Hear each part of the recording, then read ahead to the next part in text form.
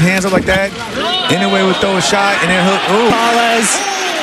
And can he beat the... Hey, what's up mga kabady? Lumisa na nga po ang taong 2023 pero presko pa rin sa ating mga isipan ang pagkalagapak ng ating kababayan na si Marlon the Nightmare Tapales kontra sa halimaw ng Japan na si Naoya Inoue. Ang kanilang pinag-aagawan ay ang 4 na major belts sa larangan ng boxing sa Super Bantamweight Division. Ito ay ang WBA, WBC, IBF at WBO.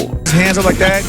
Anyway, would throw a shot. Ang tanong ng mga Filipino boxing fans, sino ba ang Pinoy na tatalo sa halimaw ng Japan sa ibabaw ng boxing ring? Sa aking opinyon lang po mga kabady, meron pa tayong pag-asa.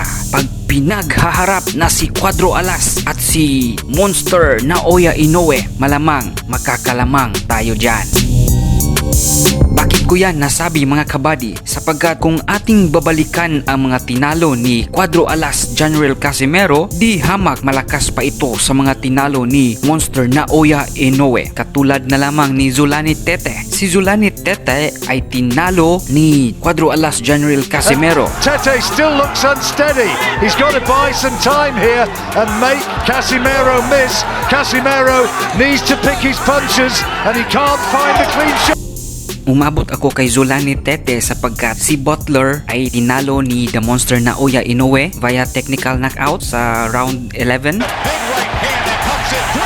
At itong si Butler din ay tinalo ni Zulani Tete via knockout din, no? Kaya merong connection talaga, no? So itong si Zulani Tete tinalo ni Cuadro Alas sa loob ng 3 rounds lang via technical knockout din. Kaya masasabi kong merong pag-asa or may punto na match talaga itong si Cuadro Alas at The Monster Naoya Inoue sa ibabaw ng lona.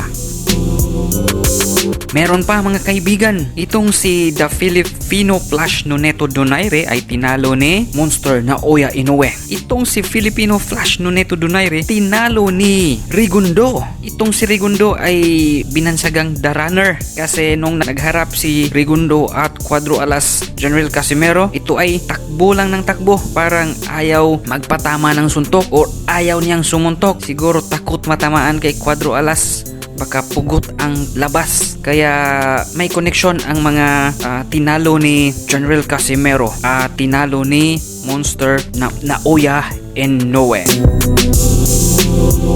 Ang pinakamalaking tanong, posible bang magkaharap ang dalawa ngayong taon or sa susunod na taon or malabo na nga ba? Pakisagot na lang po sa comment section. If you like my content, please like and subscribe.